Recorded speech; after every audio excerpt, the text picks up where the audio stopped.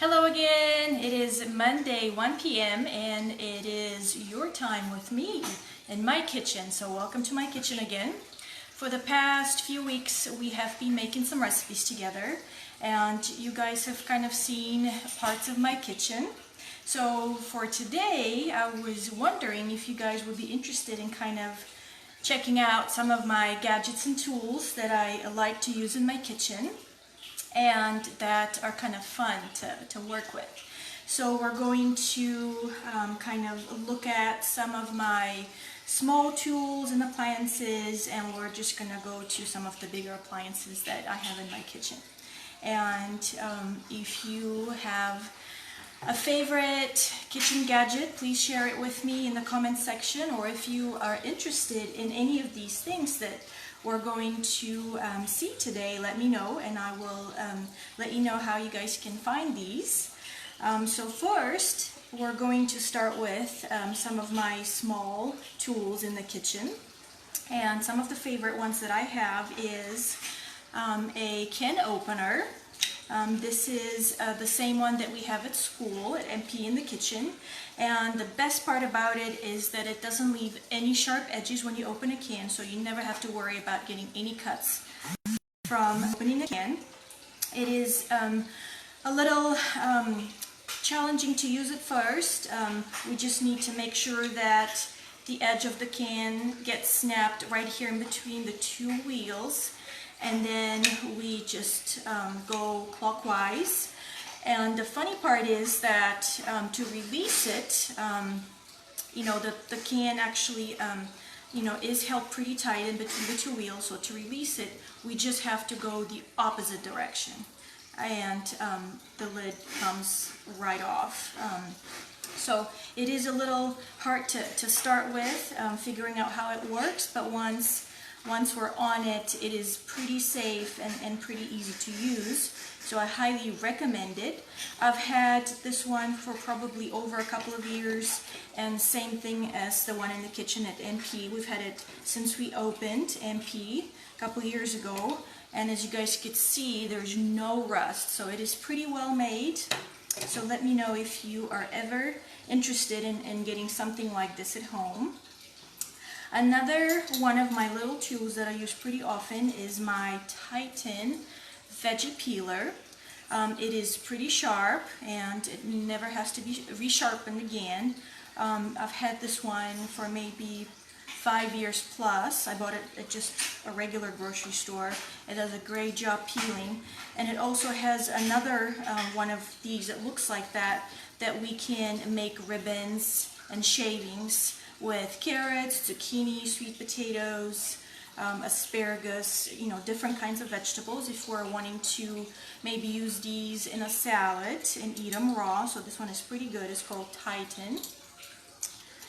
And this one is from my home country, from Bulgaria.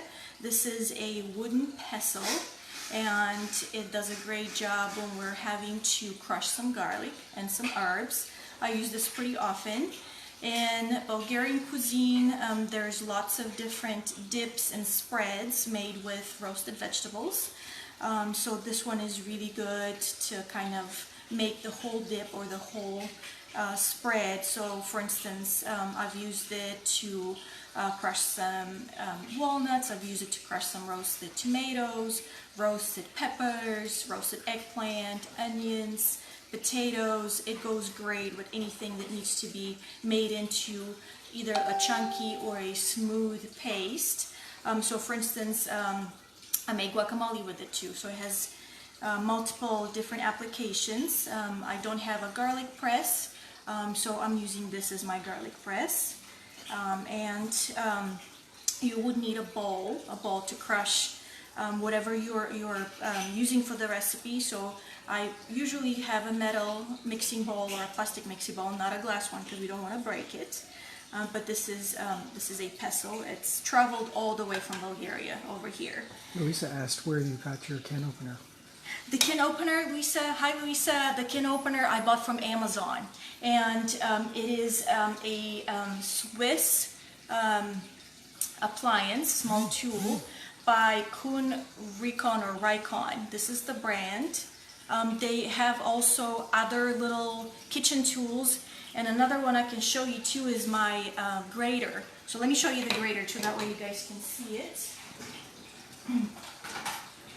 Okay, that's another one I should have added to the list. It is a fun grater because it has two legs with some rubber little covers on there, so you can directly shred cheese or potatoes into your dish. Okay, and it can rest with the little legs also like this, tilted on the counter. It doesn't slip, so it's again pretty well made, and it's the same brand.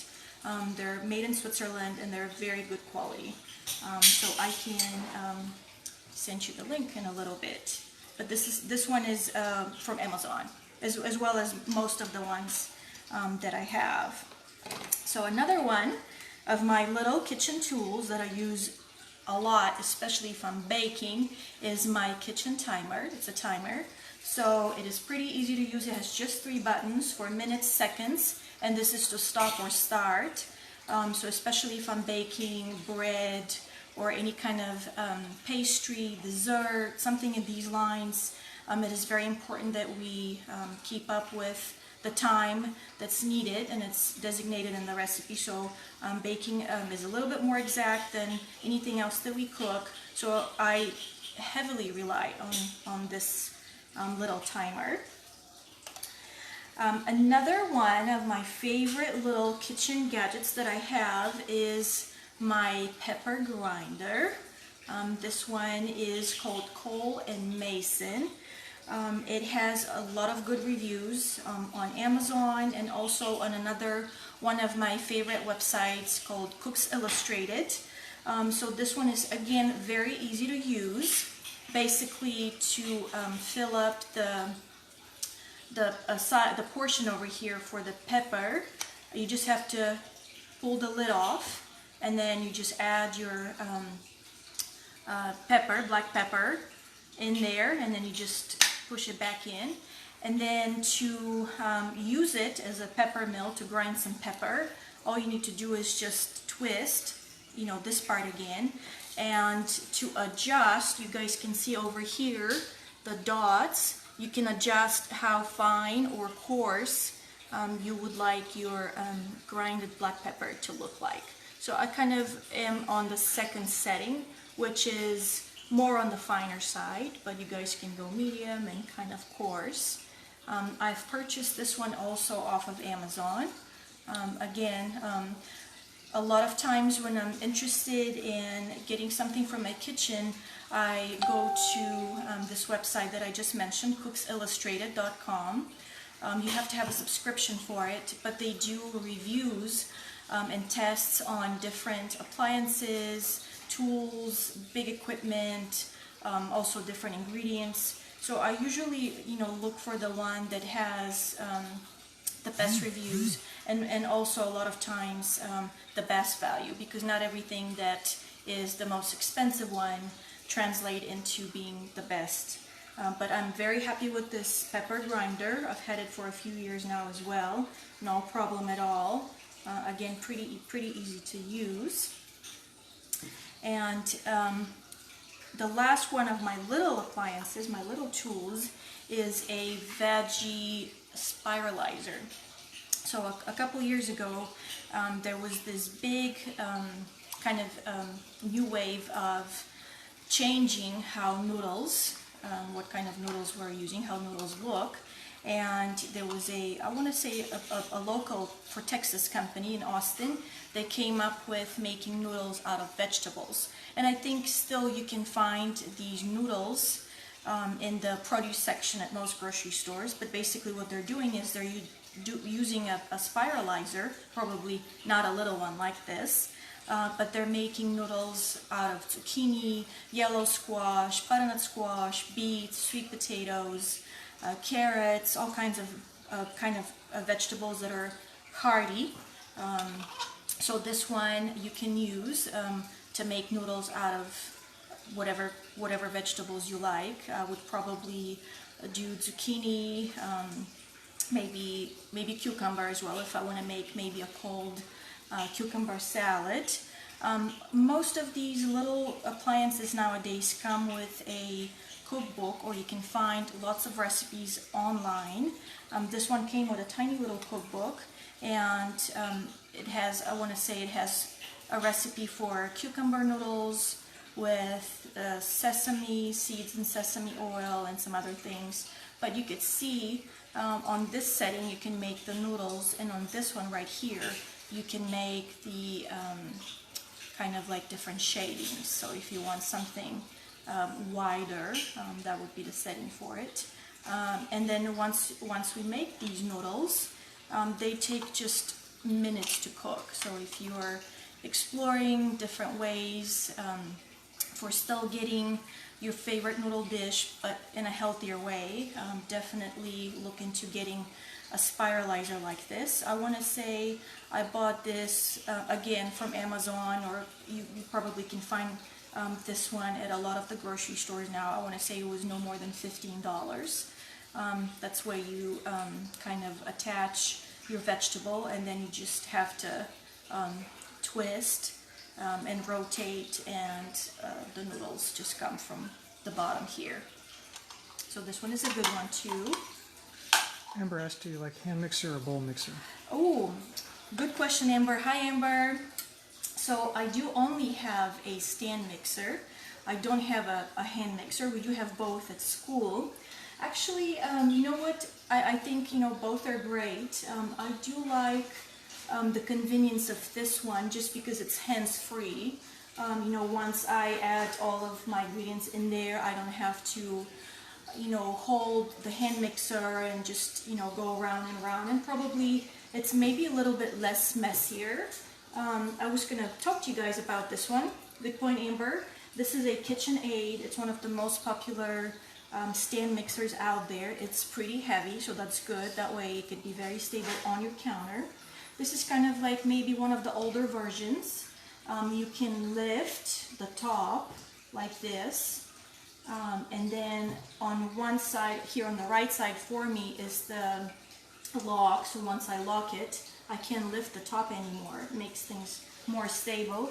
And then on the left side here is my speed. So you can go from stir, which is usually the one that we use for when we're mixing dry ingredients. And then you can go all the way to 10, which would be like really, really fast. So mine comes with a metal bowl, just like this one. It's not see-through. Lots of the new mixers have a see-through bowl, a glass bowl. So let's say if we're having a live cooking show and you guys kind of want to, you know, see how things are getting mixed, it would probably be better. But this one works just as great. So mine has to be locked in on the bottom. The one that we have at school gets locked over here to the base. And all of these stand mixers come with 3 standard attachments. This one that kind of looks like a pirate hook is the dough hook. So let's say if we're making pizza dough or any kind of bread, think of sandwich bread, these kind of things, not a dessert type of bread, not a tea bread, but more sandwich type bread, pizza dough. This is what we use to make the dough with. So this is the hook. If we are, let's say, making something that we usually make for Hipster Mobile Cafe as a snack, different types of tea breads, muffins, cupcakes, cakes, this is just the regular paddle attachment. It's called a paddle attachment. So this is just really good for just kind of mixing a wet batter for anything that needs to be baked. And this one is the whip. So usually if we're making some kind of topping, so yesterday I made a chocolate cake and I needed this whisk to make the whipped cream topping. So if we're whipping heavy cream into the frosting or the garnish for the cake, then kind of that's what we need. So over here, if we look at kind of the front of the mixer, you guys can get multiple other attachments which are going to go right here at the front. So these attachments nowadays are for making fresh pasta, for grinding meat, making ice cream. These have to be purchased separately. I don't have any of these. I just have the mixer the way it is with just the standard attachments. But if you guys are wanting to experiment with making homemade pasta at home, maybe different noodles and lasagna sheets, then you can look into getting the pasta attachment for this. Or if you're wanting to grind some meat, same thing, they do sell this separately. So this is one of my favorite bigger kind of kitchen appliances that I have. So another one that we have been using quite a bit at school, and that I've been using a lot at home too, because it saves a lot of time and it's very easy to clean up. It's my Instapot. So let me just make a little bit of room for it. Okay, my Instapot. They've been around now for a few years, and they are getting all kinds of additions and kind of extra things that they could do, extra buttons, extra functions. Mine is just a regular, I want to say a 6-quart Instapot, and it has like some basic buttons here for making soup or broth. You can make stew. You can even bake a cake, which that's one thing I haven't experimented with yet. You can do hard-boiled eggs, saute, which is a function that I use all the time. And then also you can make more things like rice. You can cook oatmeal or different other multigrains, breakfast porridge, you can steam also if you're wanting to make some steamed vegetables or dumplings, you can do this. And also the Instapot can also work as a pressure cooker and also as a slow cooker. So over here is the slow cooker option. Okay, so again, you know, you get all of the stuff ready, you throw it in the pot, you do the slow cooker, and then come back in a few hours and your meal is ready. So it's super easy. So if you're wanting to do the pressure cooker, then you have to use this lid. Okay, this is the lid for it, okay? And then it only has 2 options. One is to seal, which we have to do before we start pressure cooking. And then once we're finished and we turn off the Instapot, then we have to release the steam. So it would be this little valve here would be on venting, and then you just have to lock the lid.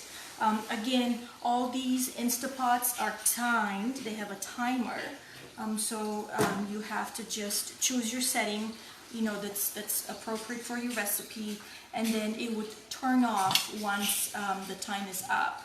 And then afterwards it would switch to kind of keeping your dish still warm, again for a certain amount of time. But all of these different settings here are set for different times, and it's kind of, again, like almost hands-free. You add what you need, the appropriate amounts, you're following the recipe, you choose your setting, and then in less than an hour your dish will be ready. So I've been using it a lot, especially when I'm cooking different types of protein, and I'm using the pressure cooker option. Okay, so I kind of go by the meat option, meat setting, and it takes 45 minutes or less to make a nice like falling off the bone chicken, pork, anything, any kind of protein that you guys like. So this morning I made bacon for breakfast. So I like it because it is only one insert that has to be cleaned, and not the entire stove. So it saves me time cleaning up as well. So it's really, really, really versatile, really easy to use. Mine also came with a glass lid, but most of them only come with the lid that has to be locked in if you're doing slow cooking or pressure cooking. But you know, this is very versatile. I like it. Now Instapot has come up with other appliances. They have like different types of blenders and air fryers and ovens, over-the-counter little toaster ovens, and all of that. So it just grew, you know, this concept grew, and now they have multiple different other appliances. But that's the only one I have by Instapot, just the original Instapot. I never put it away. It always sits over here on the counter. Okay. That's kind of its permanent spot nowadays. So a great kitchen appliance. Another one of my bigger appliances is the Vitamix. So this blender came around a few years ago, and at first it was kind of a novelty kitchen appliance. You can only get it when they were doing their live shows at a lot of the grocery stores. So I got this one from Whole Foods maybe 5-6 years ago, a long time ago. So you could tell that it's an older model, but it doesn't matter. Basically, the Vitamix can make different types of smoothies. It could make different kinds of soups, anything that you need blended really well. It takes very little time. The blade is very sharp and very fast. So this one, and just like as all the other Vitamix models that are out there, so this one has a few settings as well. It could make a soup, a hot soup. It would be a blended soup, so smooth and creamy. But basically you're just gonna add all of the ingredients. A lot of the ingredients could be raw, and then it takes, I wanna say, about 10 minutes for the soup to get cooked. So it just uses the really high speed to kind of make things hot and cooked. And then once you remove the lid, I mean, the soup is piping hot. I've done this in the past, mostly when my daughter was younger, and it was just kind of a way for me to get more vegetables in her meals. Nowadays I mostly use it to make different smoothies for her. We've made salsas with that. I do have a really nice pancake recipe that things have to be blended in the blender, so I use it for this as well. It also came with a cookbook, so there's specific recipes just for the Vitamix. It tells you, again, just like as a regular recipe, what needs to go in there, what setting you need to use, all of it. So it is, again, a very versatile tool. And then on the other side, it could also make kind of like frozen type things, like different slushies, maybe some margaritas, you know, something in these lines. But you know, it makes different types of things. It is super fast, and things are very smooth when they come out of the Vitamix. Very easy to clean. Again, you can just add your soap and water in here and then just pulse it, and then it gets cleaned. It lasts for a long time. I've only had to replace the cup, but everything else is still the original Vitamix. I highly recommend it. It's a great kitchen appliance to have. There are kind of on the pricey side. I think some of the newer models can be $500-600. I got this one from a Vitamix show, and it was refurbished, so it was half price. So probably was, you know, mid $200, $250 or so. But anyways, I recommend it. It has lasted me for over 5-6 years now, so it's great. It's worked really good. Leslie asked what you use for measuring cups. Oh, measuring cups. Okay, we can look at that. Okay, so I've got my measuring cups over here. And again, when I was wanting to find measuring cups, I was looking at the Books Illustrated website. So I do have some in the dish machine though to get cleaned, but this is the measuring cups I have, and they're a little bit more elaborate than some of the other sets. They do have a 2/3 cup, which most measuring cup sets don't have. They also have a 3/4 cup, which most measuring cup sets don't have. So these are 2 extra cups that I have. And then they have the standard 1 cup, half cup, 1/3 cup, and 1/4 cup. But these are plastic. They're very light. They're very easy to clean. These are the ones that I use. And you can very easily read and tell you know, which size you are using and which size you need. So it has 2 extra measuring cups, the 2/3 and the 3/4. So these are my measuring cups. So let's kind of look at some of the smaller utensils that I have, or actually, I'm sorry, smaller appliances. I recently have discovered a line called Dash, and I have purchased all of these from the grocery store. but you can get them online as well. So they make kind of really small appliances, very small ones, just a version of everything else that you guys might have already. So this one is a waffle maker. So there it is, just kind of like almost like a baby waffle maker. It's really small. All it needs is for you to plug it in. It doesn't have an on and off button, so to turn it off, you just unplug the cable, and it heats up. There's just only one temperature. Every time that I use it, the waffles come out perfect. It is very easy to clean. You just need to wipe it after it has cooled off. You don't have to like add any additional baking spray or anything. It is already non-stick. I just used it yesterday to make waffles. You can also use it to heat things up, like if you're having leftover waffles, you can totally do this in here. You can do hash browns in here as well. You can do another thing that we've made. One of the first things actually that we made at MP when we first opened the new building, we made pizza waffles. So you can make different versions of pizza waffles. Waffles in there, sweet or savory. Here it comes also with its little cookbook, and it has like the perfect recipes for what you can make in here. So how to clean it, all of it's in there.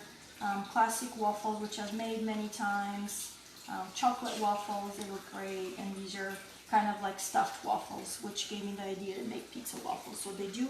All of these little appliances come with a cookbook, which I saved just because this is something that's designed just for this appliance, and it's almost a guarantee that it would work the best. So I keep these in the box. Another one that I have, which we have tried at school a long time ago, is a miniature ice cream machine. Again, it's by the same brand, Dash. This is a miniature ice cream machine. This is the insert that goes in the freezer, so I just took it out. You guys can see it's a little sweaty, but you can see the ice on the inside. So this helps for the ice cream mixture to get cold and turn into ice cream. And this is the top for it. So again, all you need to do is add this little attachment, which just snaps in here. This is the little paddle that's going to churn the ice cream, and then you close the lid and then you plug it in, and it has an on and off button. We've made ice cream before when we made crepes, I think. We served these with homemade ice cream. Again, it comes with a little recipe book, and it tells you for this small ice cream maker just how much you need. You probably need, I want to say from what I remember, a little over a cup of the ice cream mixture. And then you guys know that once things freeze like this, they expand. So we don't want to overfill and overburden the ice cream maker. But this one is cute also. And we've made ice cream at home too with my daughter. It's very easy to use again. You just need to take the attachments off and just wash everything without, of course, the top part with the cable. But this is a little ice cream maker. You could tell that I have two of these, so I have a pink one and kind of like this green blue color, so I've kind of mismatched the bottom. But this is one that I really like. Another one, it's my immersion blender. So let's say if you don't have a Vitamix, or if you don't want to kind of like, having to clean another blender, you can just use this. You just have to submerge it into your mashed potatoes, soup, anything that you want blended.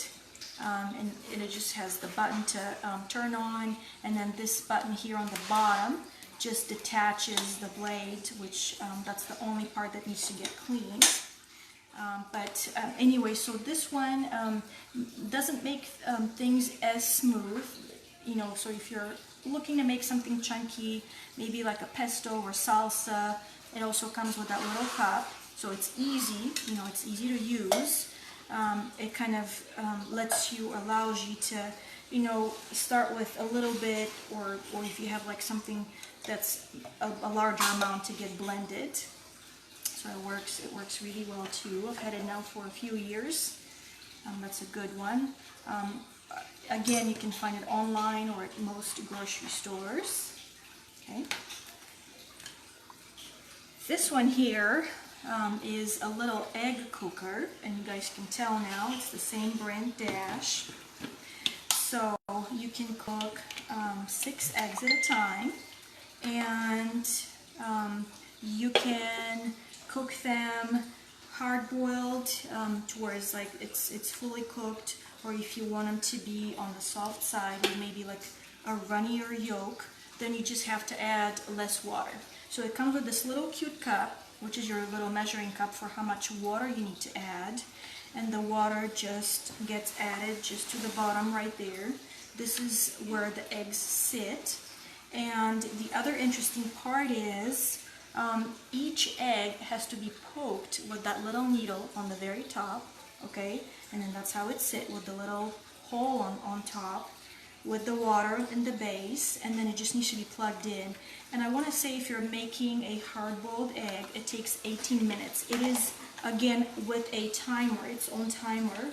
So when the eggs are cooked, when the timer is up, then it just turns off, and it actually beeps, and that's kind of your reminder that the eggs are cooked. It has like a couple of other little attachments if you're wanting to make a sunny side egg or a poached egg. I haven't tried these before. I've only tried making the hard-boiled eggs. But again, this is a nice little appliance to have, just because it's very easy to overcook eggs.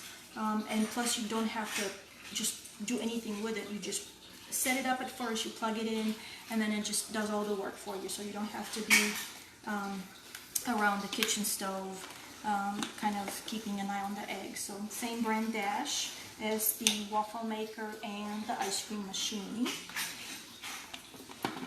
Okay. And one of the last little appliances that I have that are fun to play with is my miniature S'mores Maker. We have used it at school many times when we've made s'mores.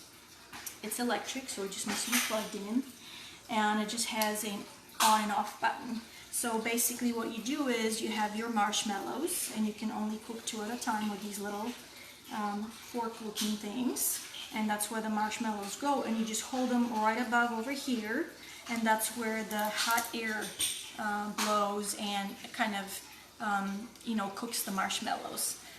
And then you can just build your s'mores. So we've done these indoors. So let's say the weather doesn't allow it outside to have s'mores, you can make s'mores at home. I bought this from the grocery store too. I think it's an older model, so it might be some newer ones online that you can purchase. It's a Hershey's brand. So this is very cute. It's very fun. It could be, something to do when you have some more friends over. To kind of play with my daughter. This is kind of one of my little kitchen treasures. This s'mores machine. And again, here are the little forks that you use to hold the marshmallows above the hot air to cook. Okay, and you can also rotate the marshmallows so that they're evenly cooked. Okay, so this is the s'mores machine. And another one of my little appliances is my 1-cup coffee maker. I'm going to bring it over, and I'm going to actually show you guys how it works.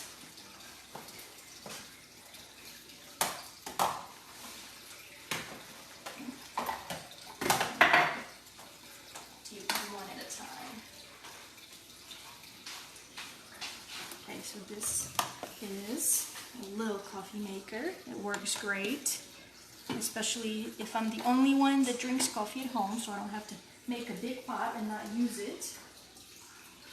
So here is my coffee mug, okay, that I just put right underneath here. Okay. And it has this little knob on top for lock and unlock, so I'm going to unlock the lid. Okay, that way I can fill the machine with water, and this is where my coffee grinds go. So you guys can see, you can either use the cups already made, the K-cups, or just to be more economical, you can just use your coffee grind. So that's what I'm going to do. And I have a little scoop in here. So I need about a scoop to fill the little cup here, and close it. Okay, goes right back in there. And then I tend to spill things a lot, so this is kind of my pouring cup here. Okay, and it has a few little steps which kind of show you if you're wanting like a smaller cup, or if you want something that's 8 ounces, a full size cup. So I'll go more towards full size. Okay, and then all I'm going to do is just lower the lid again and lock it, and then we're ready to go. And all I need to do here is press the button on the side, and it's just going to make me a cup of coffee. Okay, you guys can see the button is blinking blue, which means that it's on. It's going to just take like just a few seconds to heat the water up, and then just get it to come through the coffee grind. So this is how it comes. It does not come with these glittery stickers. So let me know if you want any glittery stickers. We can provide these separately. But this is how my daughter decorated mine. While that's making, Olivia asked what seasonings you use for baking, and Amber asked what seasoning do you like on meat. Okay, so for baking, some of the things that I use is number one, baking powder, baking soda or yeast. This is just to kind of make things fluffy. We don't want to bite into a cupcake or a slice of bread and it's hard as a rock, so I use these kind of leavening things, baking powder, baking soda, and yeast. Yeast usually like when we're baking bread or we're making pizza dough, but the baking powder and the baking soda could be used for anything else, from tea breads, pound cakes, different other cakes, muffins, cupcakes, bagels, all of these. I do have cinnamon on hand. That's another thing that could be used in baking. Sometimes I would use espresso granules. This is like if we're making something kind of chocolatey, or maybe we want to add a little bit of coffee flavor to it. We have these at school too. We've used them before.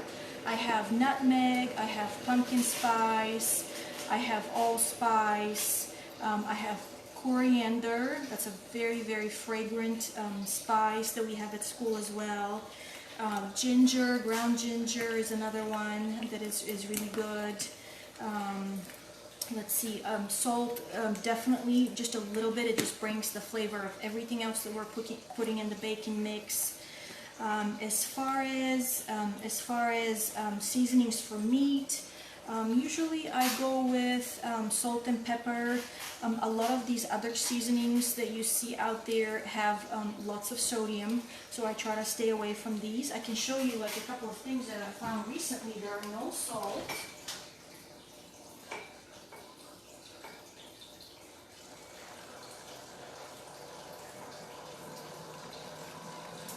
They are garlic herb seasoning, salt-free, and salt-free all-purpose seasoning. So I used this one a few days ago when I made some bagels, just because I didn't have the all seasoning for bagels, everything bagel seasoning. Let's see what else I do. On meats, we have used before Chinese 5-spice. I think we made meatballs with that. That's very fragrant as well. Cloves, that's a really good one for baking. Cumin, I use cumin a lot. Actually, one of the recipes that we'll be making in the next couple of weeks, I'm going to use cumin. It's going to be kind of Mexican-inspired recipe, so cumin's going to go really well. Thyme, I use thyme. I use paprika.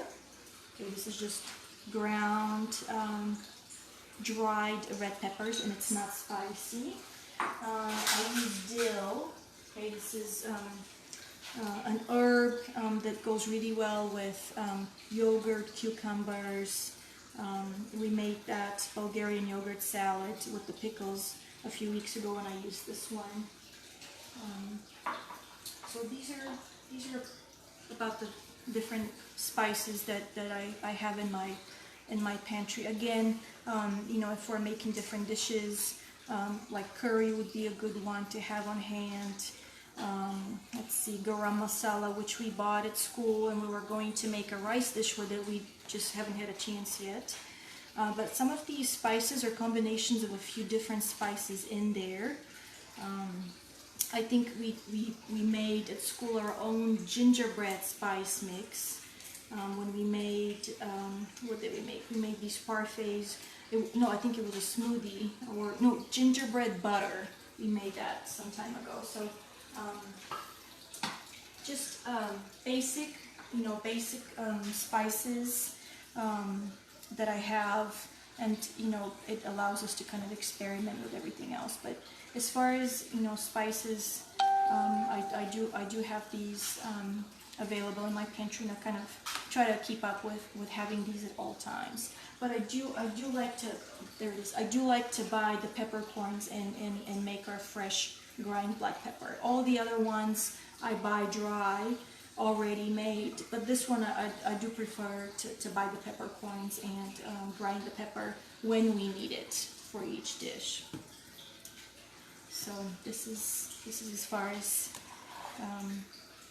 flavors I have in my pantry. So there it is. There's my coffee right there, piping hot, just enough for a mid-afternoon pick-me-up, and then I'm just gonna go ahead and put it back in. Do you know the difference between ginger and crystallized ginger? Oh, okay. So we do have at school. We do have both. We do have dried ginger, and then we have the crystallized ginger, which is basically, it's almost like a candy. You guys, we've bought it at the bulk section at Central Market, or you can just get it as in a little packet. It's really good to like soothe your stomach. It's just really good if you're nauseous. As well, we've made different muffins, different gingerbreads with that, but the ground dried ginger is just that. They're all made from ginger, from the ginger root, and then it just processed differently. So one is dried and ground, just like, you know, if we're making, let's see, like I have cinnamon here, so it looks just like this. It's just a light brown color, but it's just that same consistency, just a powder. And then the ginger, the crystallized ginger, you know, it's pieces of the ginger root, and it has a little bit of a sweet coating on top. So we've cut these before, or you can just leave them the size they come in, just to kind of get like a better bite of that. They're very tasty, very good for baking. We do have these at school. I want to say maybe in my pantry I have the ground ginger at most, but the crystallized one we've made quite a few things at school. We do have it on hand. Okay, so one of my favorite pots to cook, apart from the Instapot, is this one. Okay, just a kind of like a stock pot, and one of the reasons why I like it is because it has a long handle. Okay, long handle. Okay, it has a glass lid, so I can always see what I'm cooking and how things are looking. It has this little pouring spout over here, so if I'm draining something, or if, let's say, I want to skip using the ladle, I can totally do that.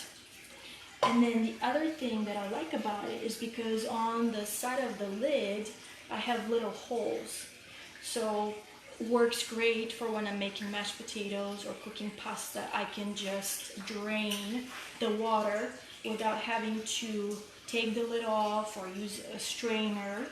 So you can see on this side are the smaller holes, and on this side are the bigger holes. So you could use either way. It just has to come over here where the little spout is, and then you just drain the liquid once you've made pasta or mashed potatoes, or you've cooked some vegetables that you don't want the liquid anymore. So it works great. I bought this a few years ago. They last forever. I'm very happy with it. I use it all the time. It's small enough to where I could make a dish, and it could be just the right size for my family. So I almost always have it on top of the stove. I just wanted to show it to you guys. And then I also wanted to show you a few little cooking dishes that I have brought from my home country over the years. This one here is a little coffee pot. It's made from copper. It's handmade. It's copper. So if you're wanting to make a stronger cup of coffee, we use this. This is kind of like the Turkish style coffee. So it's going to be way, way stronger than just having the coffee from the coffee machine. So usually when we make the coffee using these little pots, like we serve it almost like as a shot because it's so strong. So the Bulgarian type coffee cups are just almost like the ones you would find in a little tea set for kids. So they're very small, and it's just, you know, kind of you drink it in a couple of sips. It's done and just lasts for the whole day. But this is the little coffee pot that I brought from home. It goes directly on the stove, so we just fill it up with water. Once the water boils, you cook the coffee grinds, and then like it just takes like just a few seconds, and it just almost wants to bubble out, and then it's done. You strain it, and then you drink it. So this is my Turkish style coffee pot. And then I've got two baking dishes over here, which are made of clay, and they're oven proof. They don't work on top of the stove, but they work in the oven, so you can bake in them. They do come with a lid, so this is kind of the smaller version. Okay, this is like kind of traditional Bulgarian pattern of like decorating bakeware. So this is the baby version. So this is kind of like if you're making something just for one person. This is the individual size, and then this is kind of the family size. Of course, I don't have such a big one. I mean, some of these could be really, really big. This is the one that I brought, and it fit in my handbag. So again, there it is. It comes with a lid, and it's great for if you're baking meat and vegetables. We have lots of Bulgarian dishes that are kind of a one-pot type dish, and it's kind of like you bake it low and slow. So at lower temperature, you know, something that the flavor gets blended, you know, for a long time, and things are falling off the bone. There's lots of good vegetables in there. So that is a traditional Bulgarian bakeware dish. Some of these are without the lid, so more like of a baking pan. Again, if you're wanting to cook in a clay dish and just have things really tender and super tasty. So this is kind of the one that I have, and this is its permanent spot here on the stove. We do like bake different kind of versions of ham and eggs in it with cheese and tomatoes. There are lots of things you can bake in there. I've had it again for a long time. I have a couple more in addition to this one, but they're kind of reminiscent of what we do at home, and something that I'd like to have here too in my kitchen. This is all I had for today, everybody. Thank you again for watching me. Thank you for being part of what I do here in my kitchen and in NP. I can't wait to see you again this week. I'll be back on Thursday with a recipe with baked cauliflower and Alfredo sauce, and then I'll see you again on Friday when we're going to make tuna salad. If there are any other questions that I wasn't able to answer, please leave them in your comments, and I'll be right on it as soon as we're done here. So again, thank you. Have a great day. I will see you on Thursday. Bye, everybody.